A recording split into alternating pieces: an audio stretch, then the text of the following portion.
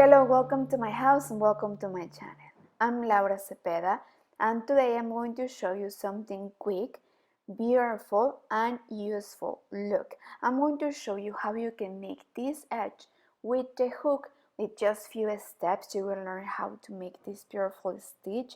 I love the shape and I love that it seems to be a little bit difficult, but it's so easy. You will use it in the edge of a sweater or of a blanket.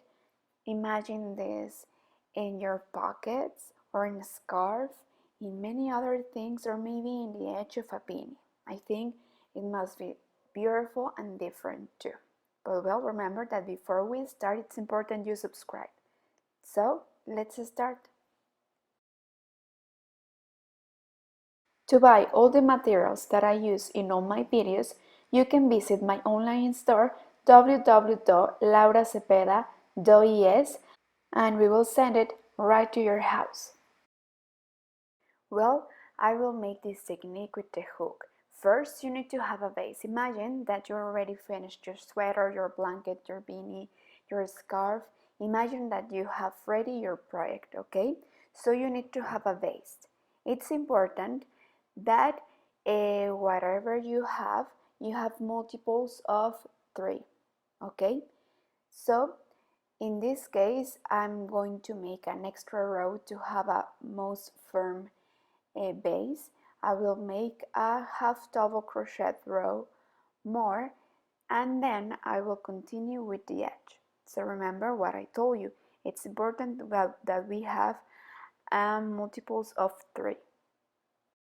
In this case, for this sample, I finished making 36 chains and then I continue making the double crochet row with the same number, and now I'm making an extra row with half double crochet with 36 chains. I suggest that whatever the project you have, you make an extra row and then you can continue with the stitch.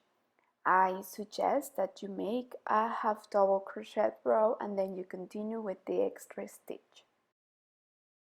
Well, now that you finished the extra row, the half double crochet row, I'm going to start making the edge. I'm going to use a different color. We will start making 3 chains. Sorry, because of my nails. I need to do my money. Well, look, I made 4 chains, sorry. Well, now that you have the 4 chains, look what I made. You are going to turn over and then you will twist your hook and bring it to the back. You see the move? We are going to try to make them loose. Here we have 5. We have repeated this move 5 times, then we are going to slip one where we started. We are going to turn over and we are going to bring them through very slowly. You see? Now we have this cocoon, right? 1, 2, 3. And right here in the third, we are going to insert the hook and slip 1. Again,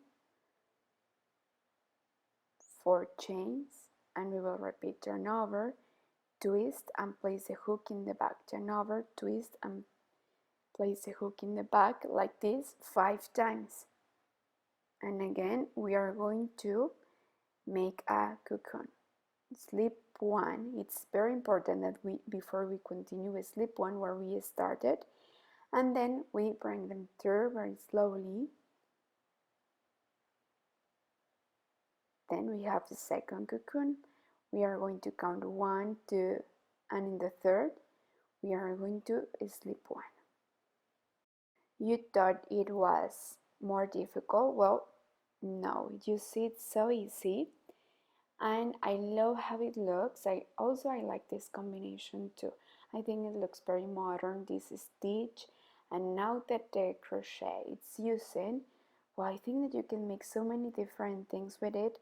And this stitch can go either with summer projects and with winter projects. So I think it's an amazing idea for you to learn today.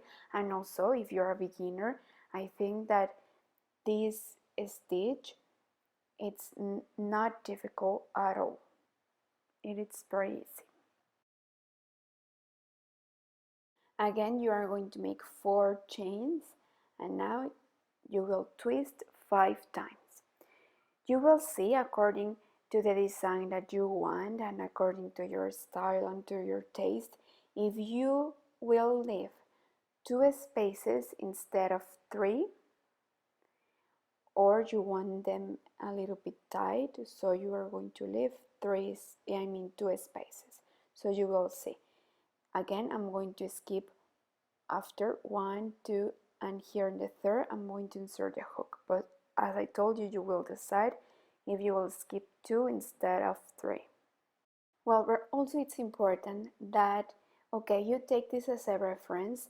I know that there are a lot of people that crochet loose or more tight, so please take that into account. Also, it will depend in the material that you use.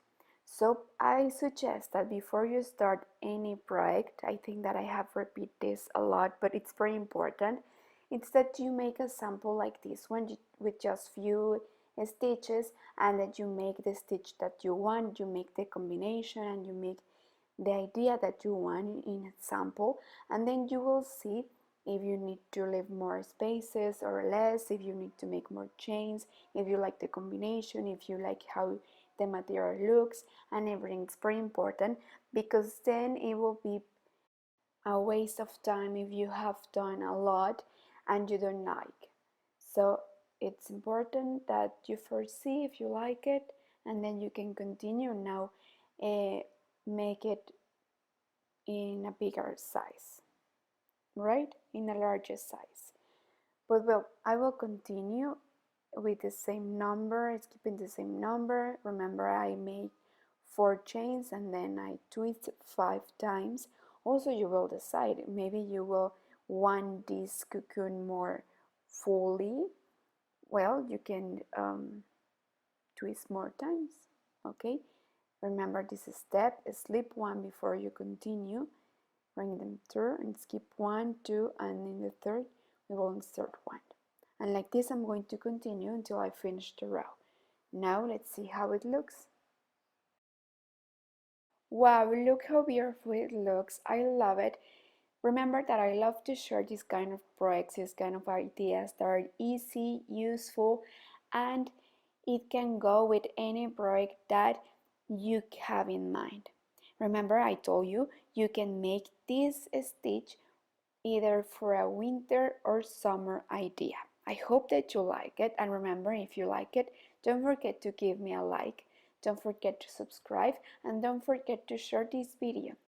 See you in the coming video, and if you have an idea that are easy, beautiful, and fast, please send me to my email. I will be very happy to read all your messages and to see your ideas. I hope that we see you soon, and please be safe. Thank you so much. Thanks for watching. Bye.